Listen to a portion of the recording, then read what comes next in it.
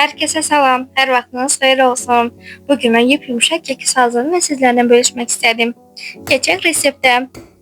Bu arada onda qeyd edim ki, stəkan ölçüsü 200 ml-dir. Qaba 3 adet yumurta,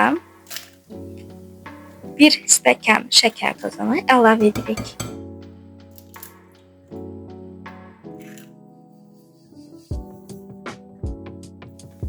Və vanil əlavə edib qarışdırırıq.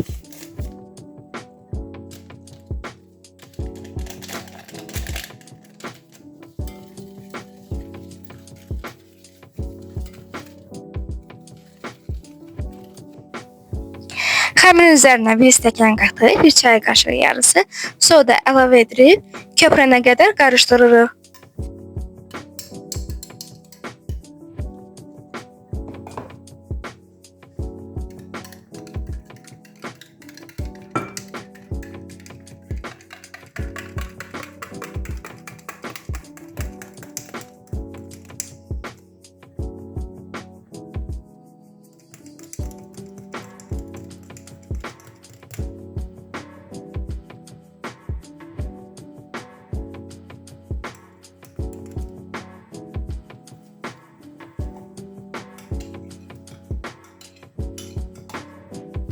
Yarım stəkan duru yağ əlavə edirik.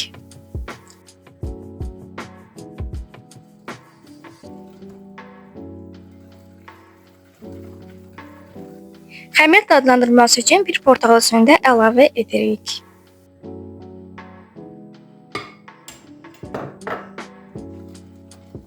Daha sonra xəmirin üzərinə 3 yemək qaşığı süd əlavə etdim, yumuşaq olması üçün. Əgər süd yoxdursa, siz əlavə etməyə də bilərsiniz.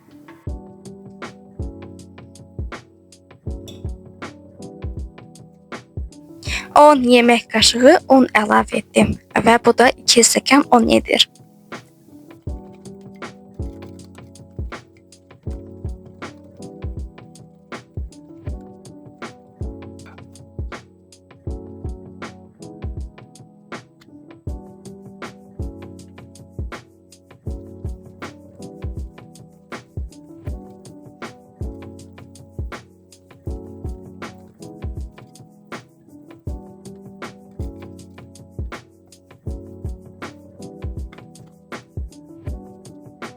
Yaxşı qarışdırıb ki, topa olmasın. Hissə töküb qarışdırmaq lazımdır ki, yaxşı olsun.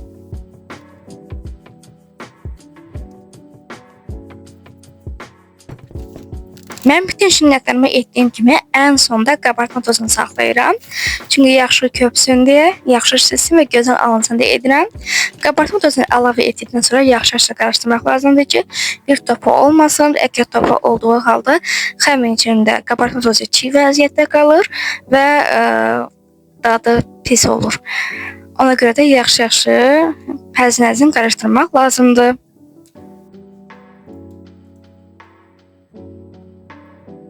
Mən soba listimdə pişirdim. Soba listinin üzərinə yağlı kağızı sərib.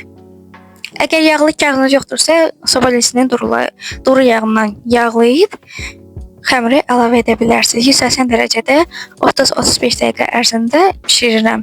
Və ən sonunda nəticə olaraq çox qəşəng, dadlı keks alındı. Mütləq siz də hazırlayın. Sizə nuş olsun, mənə xoş olsun.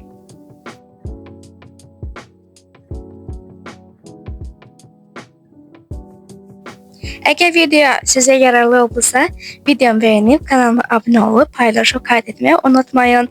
Hələlik, Allah amanında qalın.